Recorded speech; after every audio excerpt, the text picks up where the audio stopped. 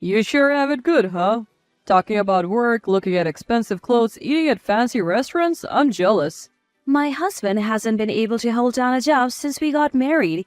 He seems to think everything will be fine just because I'm working. When money runs low, he turns to me, holding out his hand for cash. Until last year, my mom would scold my husband, saying, "A breadwinner doesn't keep changing jobs like that." But now that she's gone, I'm starting to wonder when my husband's attitude will change. Then, out of the blue, something shocking happens that I never saw coming. My name is Jeannie. I'm 67 and I work as a fashion designer. A fashion designer is someone who designs and tailors clothes for a living. My job includes selecting materials, thinking about designs, and creating patterns. Currently, I'm freelancing and teaching others how to make clothes. I share my experience and skill with young people. In addition, I oversee apparel brands and engage in various activities through clothing. I am blessed with 2 sons and I live with my eldest son and his wife. They moved in with me considering my busy work schedule. My daughter-in-law takes care of the household chores, so I can focus on my work without worry, and I'm grateful for that. Unfortunately, I don't have any grandchildren, but we live together happily. That day, I had planned to eat at a fancy restaurant after a clothing exhibition I was invited to by a friend. Due to my line of work, I get invited to various clothing exhibitions. It's educational, and I was excited to go because I love my job. But my husband didn't like my enthusiasm and made a sarcastic comment. You sure have it good, huh? Talking about work, looking at expensive clothes, eating at fancy restaurants, I'm jealous. You could go to a fancy restaurant too if you just worked. Aren't you thinking about our future? And about the expensive clothes? These were left by my mom, I replied, but my husband just pretended not to hear. My husband has never been able to keep a job for long. It's been this way since we got married. At first, he said he was standing up for his colleagues at work and so on. After the second or third time, it seemed like the problem was with him. Lately, he's been saying things like, "My back hurts" or "My leg hurts," and has been taking more time off work, eventually leading to retirement. When he runs out of money, he comes to me reaching out for more.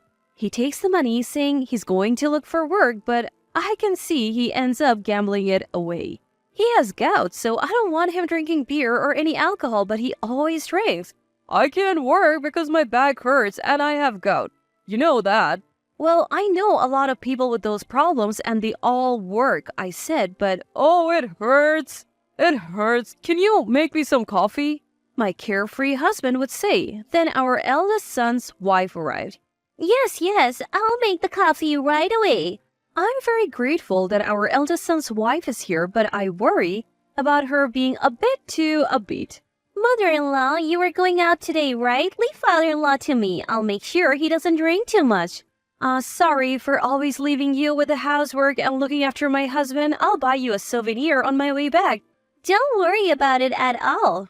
Our eldest son's wife always speaks in a high tone, and I didn't want to hear that voice first thing in the morning. But I had to leave. On my way to the nearest station, I got a rare call from my second son, Tony. "What's going on? A call from Tony? That's unusual," I said, to a somewhat whispered reply from Tony. "Mom, are you home now?" "I'm on my way to the station for a clothing exhibition," I said, and he responded, That's perfect. I'm at the cafe near the station. Can you come over?" Sure. I understand that time is limited."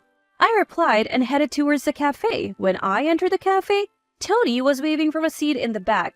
"It's been a while, hasn't it? Are you doing well?" I couldn't help but scrutinize Tony's appearance and complexion as his mother. I'm doing fine. You're looking the same, Mom."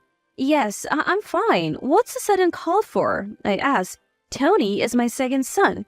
When he married a woman older than him with a divorce history, he brought her home, but neither I nor my husband had a good impression on her. Since my husband opposed the marriage, Tony has been keeping his distance from our home. When I asked Tony later, he explained that his wife hadn't grown up with much family love and was shy and uncomfortable in public. She was the complete opposite of my oldest son's wife, I thought. I sometimes communicated with her over the phone or through messages. I hear from Tony too, but my husband keeps saying, "Get a divorce already." As a result, Tony and my husband haven't seen each other for about 2 years. That was the backdrop to Tony's sudden call, and I was shocked at what he told me next. Mila said she saw dad and your daughter-in-law walking together. Well, isn't it possible they went out together? Your father's unemployed again, after all. He quit his job again? Dad? Tony's face showed his disbelief. If that's the case, it's even more likely that Dad and my sister-in-law might have been walking together. Tony said, adopting the pose of someone deep in thought. I mean, what's the big deal? Isn't it a case of mistaken identity? That's the thing. They didn't look like an ordinary parent and child. What do you mean they're not parent and child? As I tilt my head, Tony says, Mom, you're always so slow to catch on. Dad's having a fear, that's what it is. Tony's voice raises slightly before he quickly lowers it. No way, stop it. Someone must have mistaken him for someone else. That's just like Dad. I laugh, then announce it's time for me to head to the exhibition and leave the cafe for the station. Even after hearing Tony's story, I can't think of anything that would confirm it, but I'd be lying if I said I wasn't a little disturbed. My husband isn't particularly dapper, nor does he fit the mold of a badass dad. Nor is he balding or fat, but still, even at the clothing exhibition, I seem to be in a daze. I was even asked by a friend, is something wrong with you? So when the exhibition ended, I asked my other friends to go ahead with the dinner at the upscale restaurant, and I decided to go back. I'm back! Silence in the house. I wonder if they're out, I think. Then my husband and daughter-in-law return, laughing happily. The moment they see me, they seem to distance themselves a little. Weren't you having dinner at the upscale restaurant? My husband asked, looking puzzled. Mother-in-law, are you feeling ill? Francesca seems to show concern, but her voice is still high-pitched. Yeah, a little. More importantly, where were the two of you when I asked? There was a brief moment when my husband and Francesca looked at each other. No, Francesca said she's never gambled before, so I thought it would be a good learning experience. Then Francesca hit the jackpot, so we just ate at a steakhouse. My husband spoke quickly. Francesca, was it really your first time gambling? I can't believe you won like that. It was true. Maybe the horse tickets father pig were just good, right? They both seemed to be enjoying their conversation when Francesca's husband, Lex, our eldest son, returned home. Apparently, he had overheard the conversation and was angry, saying, Dad, don't teach Francesca unnecessary things. What will you do if she becomes addicted to gambling? Seriously. I'm sorry, we won't go again. Francesca begged forgiveness with her hands together, but Lex seemed a bit upset. No wonder, Lex was serious and didn't gamble or smoke. He only drank a little alcohol, and it was still a mystery why he had married Francesca. Was it because Francesca was beautiful? Well, that didn't matter. Here, Lex, I bought pizza for dinner. You're a boring and serious guy, he said, handing over the pizza. Then he staggered into the house, perhaps having had a bit to drink. Lex offered to eat the pizza together, but I felt somewhat convinced by Tony's story and lost my appetite, so I declined. Lex also seemed concerned that something might be really wrong with me. A few days later, I was looking for one of Mom's keepsake garments. I noticed that there was one piece of clothing that I couldn't find. It was my favorite piece and I desperately wanted to wear it and go out, but I couldn't find it. As I searched around, my husband asked, What are you doing? You're making a lot of noise. I asked, Don't you know where Mom's keepsake garment like this is? My husband said, Clothes, aren't they all the same? And acted like he didn't know. That day, Lex, who was off from work, said, Grandma's dress? And helped me look for it, but in the end, we couldn't find it. Lex was raised with great affection by Mom, his grandmother. I think he must have been very lonely and sad when she passed away. He was a true grandma's boy after all. I was unsatisfied, unable to comprehend where I had put the dress, but time was short, so I decided to wear something else that day. My mom passed away last year from an illness, but she worked in fashion. My dad passed away in an accident when I was in high school. Mom managed to send me to technical college while working. With her career in fashion, she left me many dresses. She had many admirers and followers, and I am proud of my mom, who was loved by many. Seeing her all these years, I think I also wanted to work in fashion. If possible, I wanted to pass this job on to my son's wife, but my eldest son's wife seemed uninterested. The older dresses often have more value, and they don't look out of place even today. When you look at a dress, you can tell whether it's valuable or not. The dresses my grandmother wore were very carefully made. The mass-produced clothes of today may be flashy, but they are inferior in value. I'm doing my job with pride so as not to extinguish the wonderful culture of fashion. But even before we got married, my husband showed no interest at all. Our marriage was arranged, so it felt like a blind date. It seemed my mom had seen through my husband's lazy tendencies. I used to always complain about my husband and defend him. But looking back now, I wonder if he was really the one I should have married against my mom's objections. Then one day, my husband said, I'm going out to look for work again. and he seemed to be leaving with a bag. I was suspicious and asked him what was in the bag. His behavior was strange, and he only answered, It's none of your business.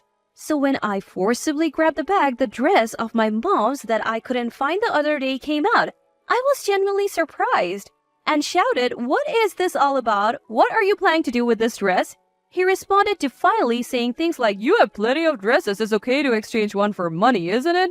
I was so dumbfounded or frustrated that I could only sigh. Anyway, this dress is a precious keepsake of my mom's and I will not sell it, I said, taking it back. My husband looked like he wanted to say something, but I quickly put the dress away in the closet. A dress that was like a treasure to me was just something to be exchanged for money to my husband. The thought made me profoundly sad, but I must be vigilant and leave no room for carelessness. I thought I might have to change to a locked chest and switched gears, telling Lex about the situation. Lex said, You should do that. Change it as soon as possible. And immediately referred me to a shop that sold locked closets. As I was moving the dresses into the newly acquired locked closet, I noticed that 2 dresses were missing. I probably thought my husband had taken them again, but I knew he would deny knowing anything if I asked. So I didn't pry. Instead, I had attached a recording device to the underside of the table. I wasn't really keen on the idea, but Tony persuaded me, so I reluctantly agreed to set it up. Then, to my surprise, there were voices on there that were far beyond what I had anticipated. Right after I left for work, I heard the sound of footsteps coming down the stairs, supposedly from my eldest son's wife. Then, Father-in-law, mother-in-law have put a lock on the closet. Can't steal clothes anymore, huh? Lex said he's going to refer someone to take care of it. Isn't Lex suspicious too? No way. He's so serious and a mama's boy who loves his mother. Lex is a mama's boy, huh? the sound of their laughter was recorded. After that, there were only sounds like my daughter-in-law starting the laundry or cleaning, and then the tape ended. I didn't prepare a new tape because I didn't want to hurt myself any further. However, I began to steadily prepare for divorce, agonizing over how to talk to Lex about it. Even though I said preparing for divorce, where to start? The house was all in my name too. Then several weeks later, I was invited to another clothing exhibition and decided to go. I told my husband and Francesca that I would have dinner as well, and I left the house. Being at home only made me think unnecessary thoughts, and I thought it would be a good diversion, so I left. I believe that my recent lack of appetite was probably because of overhearing that conversation, so this time I decided to go to the upscale restaurant that I had missed last time. Still, even though it was for work, having a meal with people who understood fashion was fun, and I was enjoying the time for the first time in a while. Getting lost in conversation, and perhaps because I had had a little drink, I couldn't help but vent my frustrations. I was embarrassed to discuss family matters, but I mentioned to a friend that my husband and eldest son's wife had been acting strangely. Because I spoke in a whisper, the voices from the next room came through clearly. And those voices were unmistakably familiar. Could it be a coincidence that my husband and my eldest son's wife were in the room next door? Francesca's high-pitched voice was resonating. I thought about calling out to them, wondering if they were celebrating a gambling win again, but I overheard their conversation. The moment I heard it, I panicked and called the police. A friend nearby noticed my pale face and recorded the conversation on her cell phone. I couldn't stop trembling from what I heard, feeling as if I was about to lose control. A few minutes later, I heard the sirens of the police cars. Who is the woman requesting protection? I am. I managed to make my way to the entrance of the restaurant. The sirens caused a commotion inside the restaurant. Then my husband and Francesca emerged from the private room. You? What are you doing here? That's my line, isn't it? Is the protection request from your husband? No, it's my husband and this eldest son's wife. What happened, mother-in-law? I'm just here for dinner with your husband. She looked as if she had nothing to do with it. That's when my friend said I made sure to record it and played back the recording on her phone. It captured the nefarious scheming between my husband and Francesca. My husband had said he had quit his job, but in reality he was fired for embezzling company money, and he had been selling my clothes to pay the compensation. Moreover, the two of them were in a romantic relationship and they had been secretly poisoning me little by little. They were saying awful things about me and our eldest son. It was all so horrible. I just wanted to cover my ears. I became so frightened that I asked the police for protection. Even after hearing the recording, Francesca casually said, Come on, mother-in-law, it's obviously a joke, and laughed. At that moment, I felt like I saw a hidden side of Francesca. You shouldn't bother the police with a family squabble, My husband added. With the recording alone, the police were scratching their heads when our eldest son, Lex, arrived. After I left the room and called the police, I had also contacted Lex and our second son. Officer, please look at these pictures. I had them investigated by a detective agency, Lex said, handing over a large envelope. Then our second son, Tony, arrived. I helped too. Dad, what are you doing with Francesca? You're in no position to talk about my wife. Don't you think it's disgraceful? My husband was so shocked by Tony's direct confrontation that he couldn't say a word. Even in this chaotic situation, Francesca tried to play the victim, saying things like, I was attacked by father-in-law one day. But our eldest son had apparently sent something and had been secretly investigating. Lex wouldn't even look at Francesca. Inside the envelope were several pieces of paper with the contents of the investigation, along with photos of my husband and Francesca entering a hotel, and my husband bringing my mom's clothes to a consignment shop. Furthermore, it was revealed that Francesca had been seducing a male pharmacist at the prescription pharmacy to get my husband's medication secretly. She had been mixing that medicine into my food. I didn't want to ask what kind of medicine it was, so I decided not to. But now I'm taking medication to relieve the symptoms caused by that drug, and I'm feeling much better. This became the irrefutable evidence. A beautiful young married woman sure attracts attention. Or is there no pride in being a pharmacist? I went to school for 6 years and my parents would be in tears. That's what crossed my mind. Once the evidence was gathered, husband and Francesca were arrested by the police right away and put into a patrol car. My eldest son, second son, and I were told by the police that there was a statement, so we followed later and we apologized to the store for causing a commotion. I felt relieved, but at the same time, all my strength was gone and I was supported by my son. Husband and Francesca were not only charged with attempted murder against me and theft of my clothes, but husband was also accused of embezzlement from his previous company, so they will be in jail for a while. When they were released, I had already filed for divorce and he has no home to return to. This is truly self-inflicted. My eldest son also went through divorce procedures with Francesca. She apologized a lot, but he firmly told her that they could never start over and the divorce was finalized. It turned out that Francesca had a criminal record, having been arrested for prostitution in the past. Of course, Lex married her without knowing anything about it. Francesca had caused a lot of trouble for her relatives in this matter, and her parents left money as an apology, but we accepted only half of it. I thought it would lighten the burden on Francesca's parents a bit. Lex seems quite unfazed and is talking about looking for a new girlfriend. There are many good girls among my juniors, so I'm thinking of introducing them once things settle down, but he's such a serious eldest son. My second son, who couldn't visit home until now, has been coming with his wife lately, and I can tell they're worried about me. Furthermore, my second son's wife is 5 months pregnant with a baby. It's nearing the stable period of pregnancy. The thought of seeing my grandchild's face is incredibly exciting. It feels like a dream. Since my younger son's wife doesn't have her family home, I'm more and more keen on acting as a true parent. I have the room, so I'm also proposing that they move in with me. Myla, my younger son's wife, is interested in fashion, so after she gives birth, I'm secretly hoping she'll help me as my assistant in my work.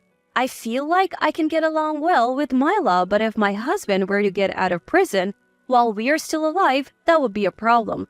Lately, I've been thinking about selling this house and living at a comfortable distance in a condominium if that were to happen. This house is filled with Mom's memories, so I intend to live here for a while longer. I may not have been blessed with my husband, but I can say I have been blessed with my sons. I'm also thankful to the friend who recorded the wicked plot of my husband and Francesca.